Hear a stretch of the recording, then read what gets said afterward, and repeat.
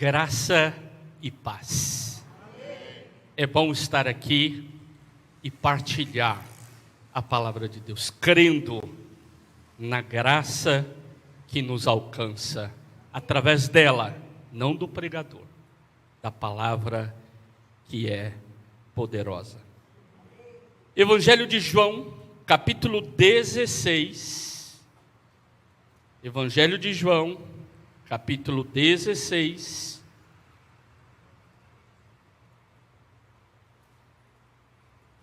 Versículo 33. Diz assim: falei essas coisas para que em mim vocês tenham paz. No mundo vocês passam por aflições, mas tenham coragem. Eu venci o mundo. Amém. Intitulei o sermão da seguinte forma: por uma comunidade promotora de uma fé resiliente. Que é isso? Resiliência, Carlos.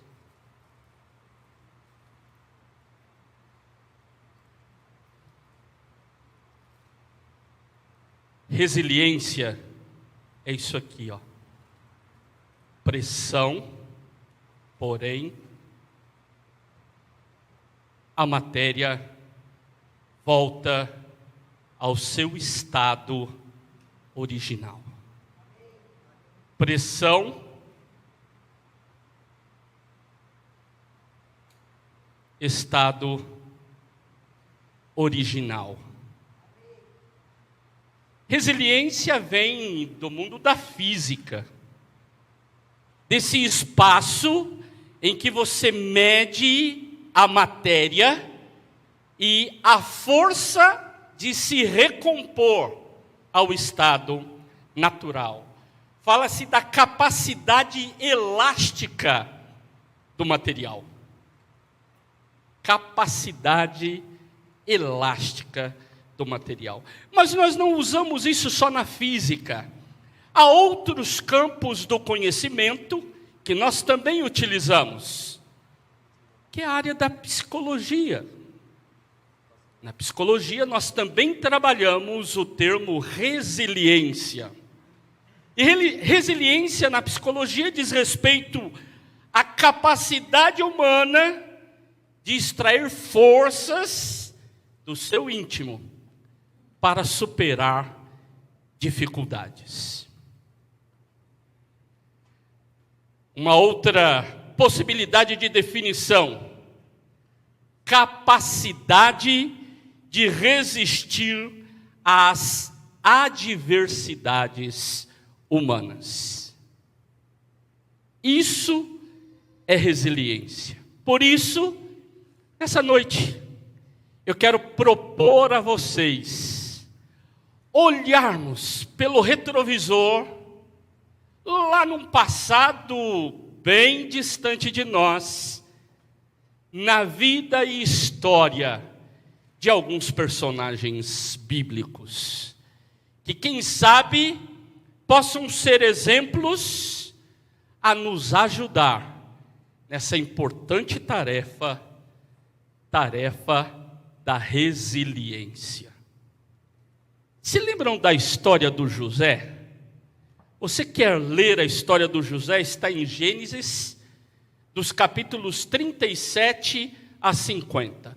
Vem logo após as narrativas dos patriarcas. Narrativa de Abraão, narrativa de Isaque, narrativa de Jacó. E aí vem então a história do José e a ida do povo para o Egito. Só que essa história começa mais ou menos um entrever, uma briga, um ciúme em família, não é mais ou menos isso? Tá? Só como o pai gosta dele, deu até uma camisa listrada, bela camisa Fernandinho, lembra? Deu para ele uma roupa bonita, e aí os outros falaram: quê? Só para ele. E ali começa uma dificuldade relacional tão grande. Vendem o irmão, mentem para o pai de que ele foi pego por um animal. O José então vai para o Egito, chega no Egito, na hora que parece que a coisa está começando a ajeitar, ele vai para a casa do Potifar, e lá ele é acusado de uma coisa que não fez, e lá vai ele para a prisão. Chega na prisão, ele sonha, ele fala, agora a coisa vai ficar boa, dá problema de novo. Ah, como é difícil as adversidades da vida. Mas a história do José é a história de um homem justo. Justo não porque ele era melhor que os outros, mas porque aceitou a forma como Deus o tornava justo, os valores da justiça de Deus na vida dele. Eu quero pegar outros personagens.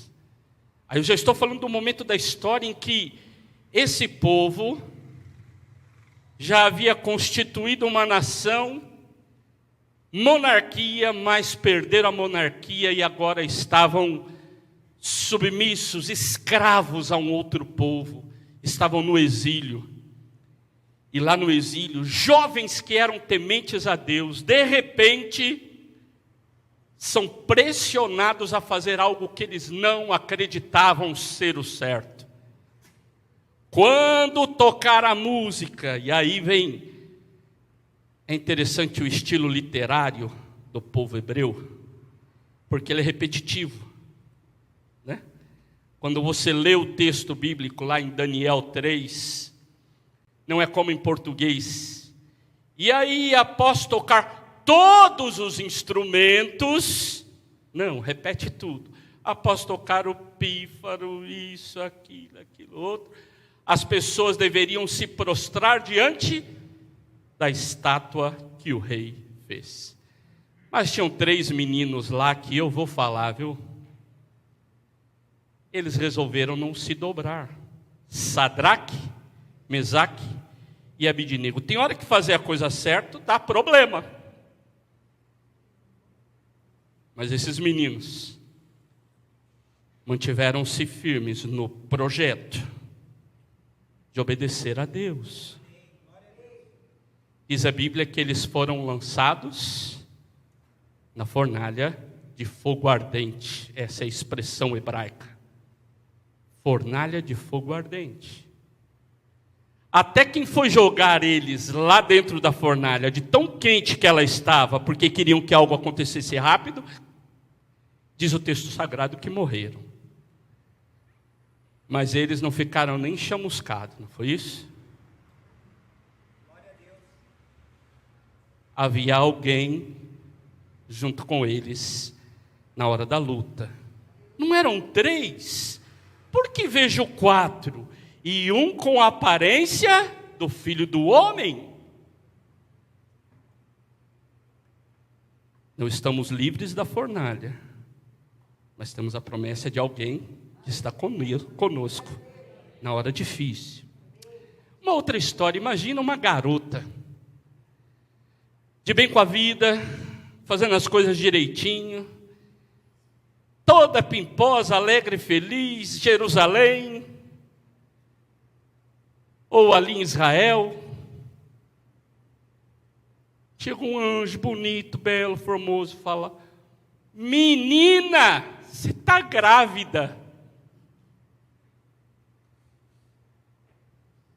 Como assim? Aí vem as palavras bonitas, né? Descerá sobre ti o Espírito Santo, o poder do Altíssimo te envolverá com o seu manto. E aí todas as palavras. Imagina como é que era explicar para aquele povo que ela estava grávida. Se hoje nós ainda vivemos uma dificuldade em lidar com algumas questões que acontecem na família, e aí queremos justificar o que é certo e errado de tantas outras formas, imagine naquele momento. Maria não ficou pensando, meu Deus, e agora? Como é que eu vou falar para o meu pai? Quem vai acreditar na minha história? Quem vai acreditar na... Sabe o que ela responde? Lá em Lucas 1,38, olha o que ela vai dizer. Aqui está a serva do Senhor.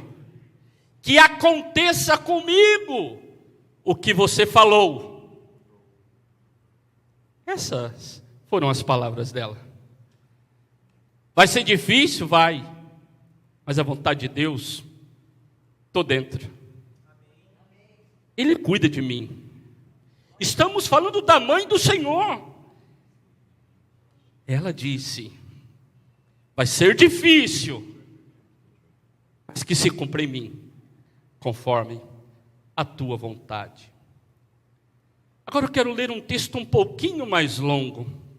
Olha o que diz 2 Coríntios, capítulo 11, versículos 23 a 28. 2 Coríntios 11, 23 a 28. Paulo, escrevendo para a igreja que estava pressionando ele diz assim: são ministros de Cristo, falando como se estivesse fora de mim, afirmo que sou ainda mais em trabalhos, muito mais em prisões, muito mais em açoites, sem medida, em perigos de morte, muitas vezes. 5 vezes recebi dos judeus 40 açoites menos 1. 3 vezes fui açoitado com varas. 1 vez fui apedrejado. 3 vezes naufraguei. Fiquei 1 noite e 1 dia boiando em alto mar. Em viagens, muitas vezes, em perigos de rios, em perigos de assaltantes, em perigos entre patrícios, em perigos entre gentios, em perigos na cidade, em perigos no deserto, em perigos no mar, em perigos entre os falsos irmãos, em trabalhos e fadigas, em vigílias, muitas vezes, em fome e sede, em jejuns, muitas vezes, em frio e nudez. Além das coisas exteriores, ainda pesa sobre mim diariamente a preocupação com todas as igrejas. Parece que não foi fácil, né? A gente fala do apóstolo Paulo. Que vidão, hein, apóstolo? Ele falou um pouquinho de como era a caminhada dele. Ninguém está livre de passar por essa vida sem enfrentar tragédias, perdas, crises. Ninguém. Então não adianta a gente criar um evangelho de conto da carochinha.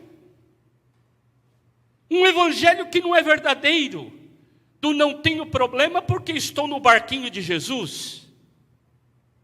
Não, quem está no barquinho de Jesus também enfrenta tempestade. O negócio é que ele está lá dentro e na hora que ele quer ele fala, para. Mas ele está com a gente, ele está ajudando, ele está nos fortalecendo. Não estamos livres de passar por momentos adversos. A questão é, diante dessa adversidade, nós vamos ficar paralisados ou vamos nos fortalecer para a caminhada? O que a adversidade tem feito com a gente? Nos paralisado ou nos tornado mais fortes? E aí eu olho para a igreja.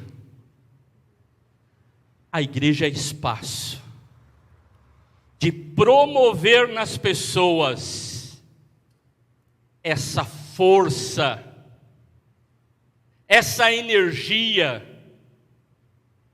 que nos ajuda a enfrentar as adversidades. É ela quem nos ajuda a recompor diante das pressões. Por isso o culto é um espaço importante, porque aqui a gente reafirma a nossa fé cantando. E na hora que a coisa está ruim, a gente traz à memória essas músicas, não traz? Ela não nos fortalece, não nos ajuda, não nos inspira, não nos desafia. E às vezes até lembramos de um culto específico, de um momento da vida específico. Tem músicas que podem te levar à infância, a um tempo da sua história. No culto também temos leituras bíblicas, por isso as leituras bíblicas, por si só, sem a nossa explicação, ela é poderosa. Por isso dar ouvido à leitura pura e simples da palavra, que nos fortalece.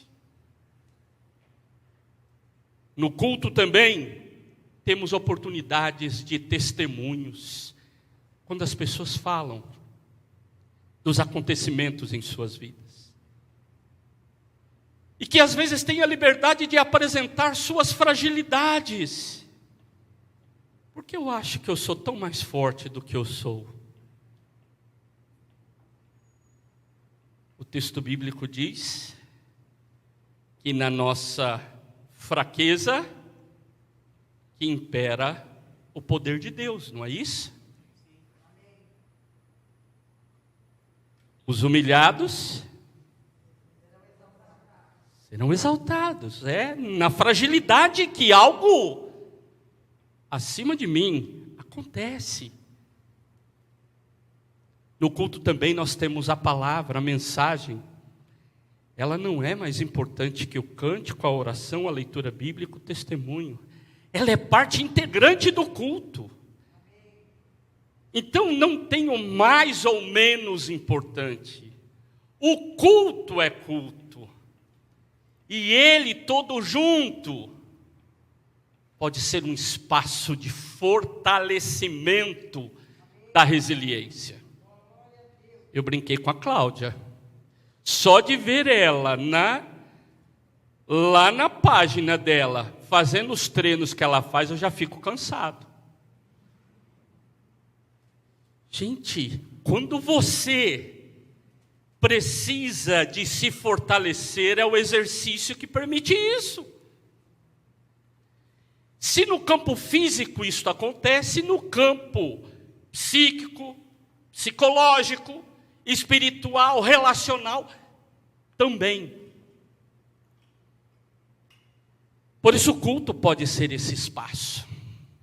Espaço de nos tornar mais fortes. Não porque nós somos melhores que outros, mas porque estamos exercitando algumas coisas, nos preparando para tempos de adversidade. Agora só o culto? Não, temos também redes de apoio.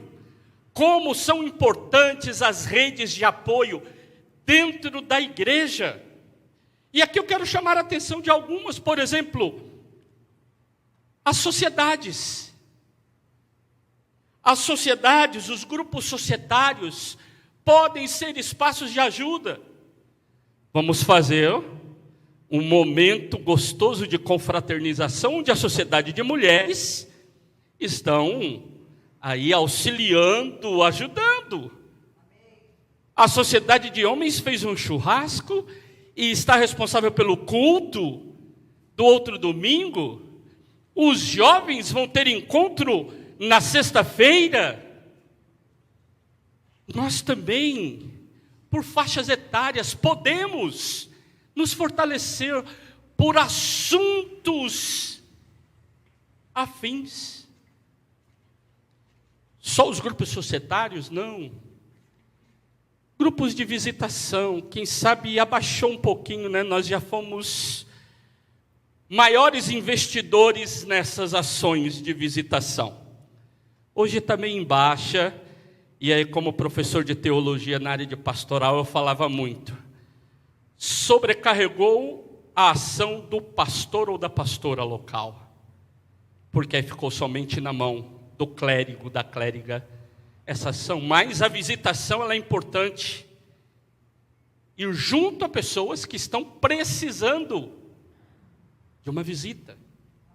Só a visitação não, a solidariedade.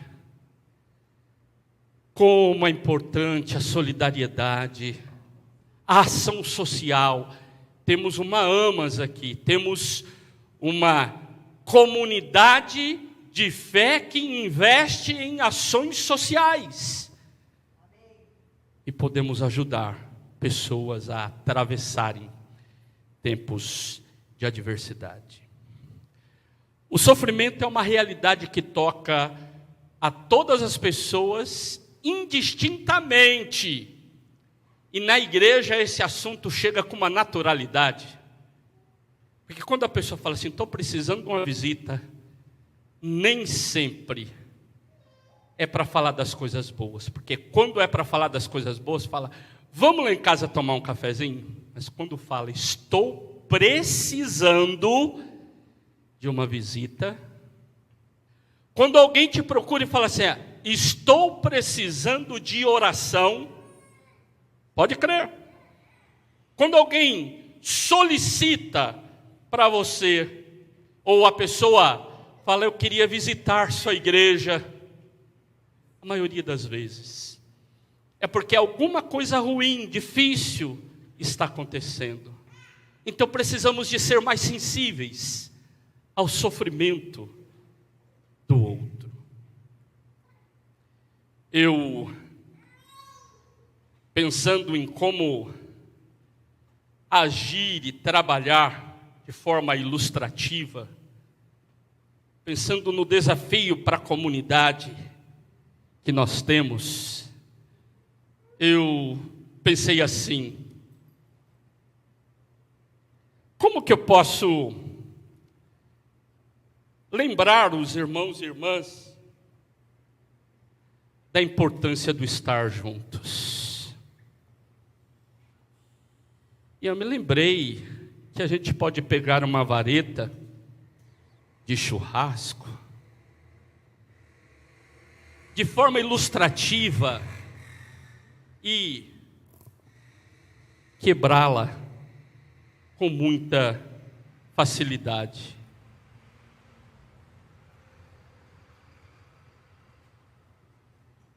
Mas, se eu tiver um monte delas assim, eu não consigo quebrar. Até tentei lá em casa, falei, vou mostrar que eu sou forte.